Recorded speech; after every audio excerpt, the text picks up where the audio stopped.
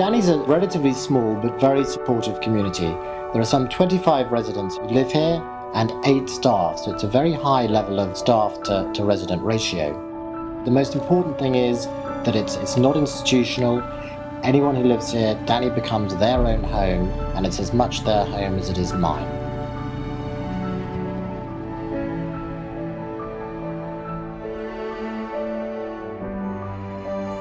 Perhaps Danny's greatest moment in history was when Lloyd George, Prime Minister at the end of the First World War, rented the house, and many of the greats of the period stayed here. October the 13th, 1918, when an Imperial War Cabinet meeting was held in the Great Hall, they agreed the terms to end the Great War.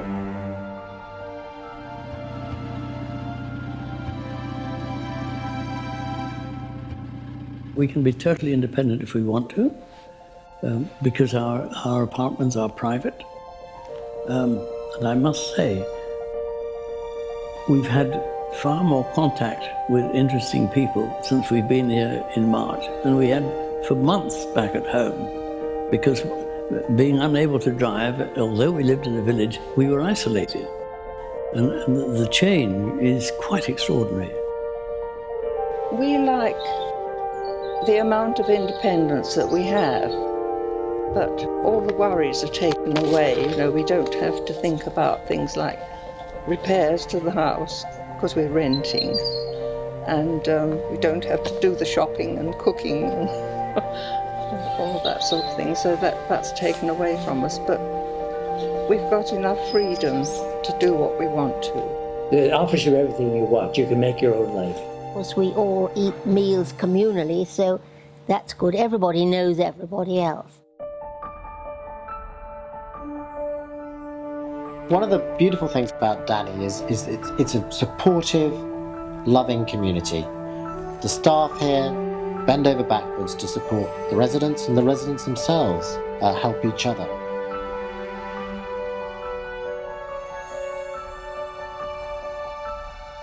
There's a fantastic staff group here. They're so kind and very efficient and always want to help. The staff here are absolutely fabulous. We just are so lucky because they look after us with care. I mean, they really want to help us and please us, and they look after us, and they do more than that. They go beyond their call of duty. They're very attentive, and they like human beings, and they show it. Oh, they're lovely. They're so kind and helpful, and very hard pressed, of course. Nothing is any trouble to the staff or to Richard. They're all so kind. When we want to go to the Hurstpierpoint Medical Centre, one of his or John, who mows the grass, will always take us up there. You know, a lot of these places wouldn't have that kind of attention.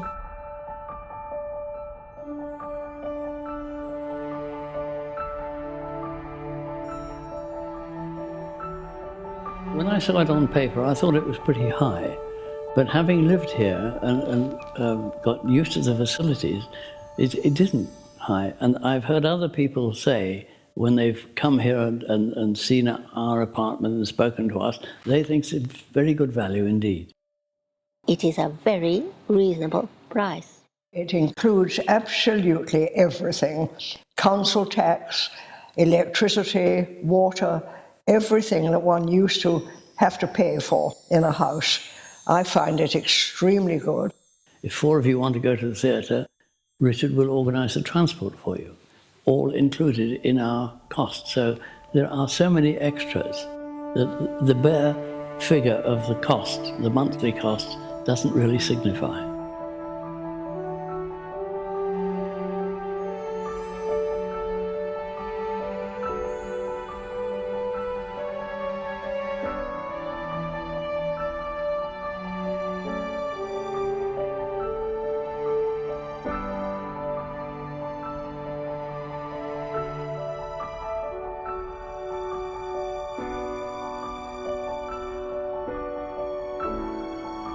The food is so, so good. I'm delighted. I don't want to have to cook anymore. And we have breakfast, beautiful lunches, and a marvellous supper which is just main course and then laid out for anything. You can't begin to fault it. The food is really very good. We have, when it's Christmas or anything special, they really pull the stops out and go to town. This estate of Richard's is about 150 acres in the national park. And we have a big flock of sheep here. He has about 400 ewes. And so we get Danny lamb for lunch, which is terrific.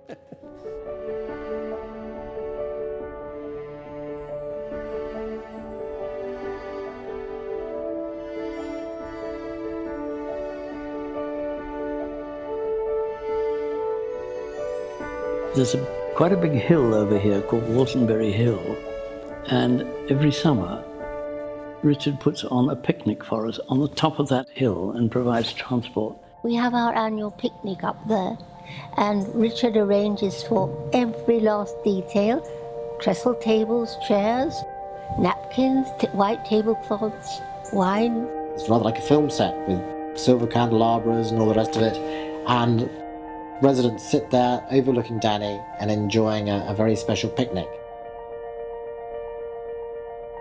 Mr. Burroughs frequently puts on a drinks party to get people together. In fact, when my wife and I came down here in March, he put one on to introduce us to the other residents.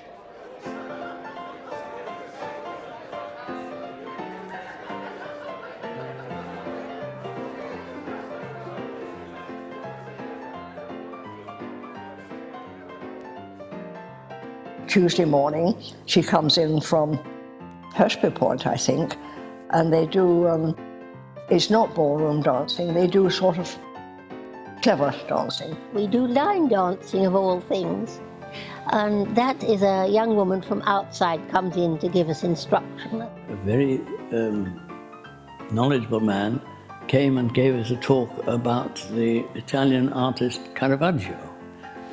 It's so interesting, it's so varied, and every Tuesday evening there is a film show. Sitting all around here were about 10 people belonging to the book club here, all discussing the book that they had to read in the last 6 weeks, and the discussion was wonderful.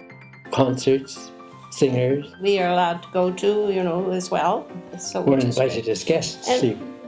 And also the thing is, it's like being in your own house. You can go and we go to the theatre, we go up to London, we go to Brighton.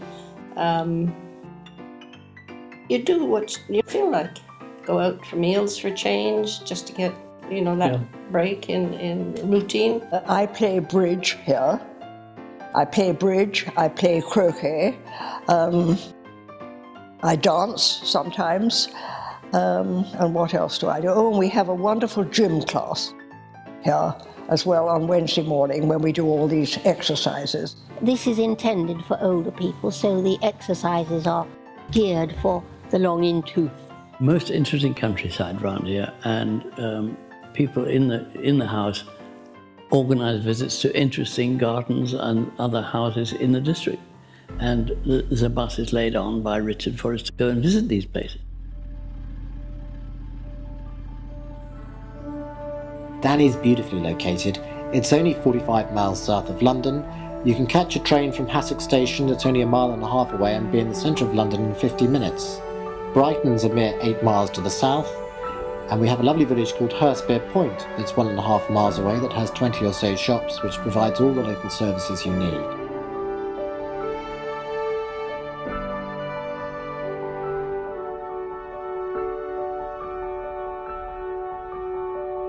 So I came home and wrote this poem called Twin World.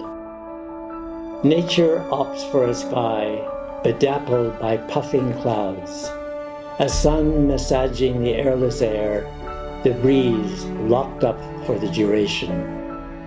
A rugged tree rooted in history, its branches scratching the low-bellied clouds, gazes with narcissistic longing into a lake so limpid it twins the world. Where a bird airborne below swoops up, upside down, pas de deux, with a partner soloing in the upper blue, and a leaf wafting up fuses with its downfalling mate to unite a perfect togetherness impossible to imitate. The image sky reflects actual reality, surpassing the power of words to catch the echoing truth of our inner second world.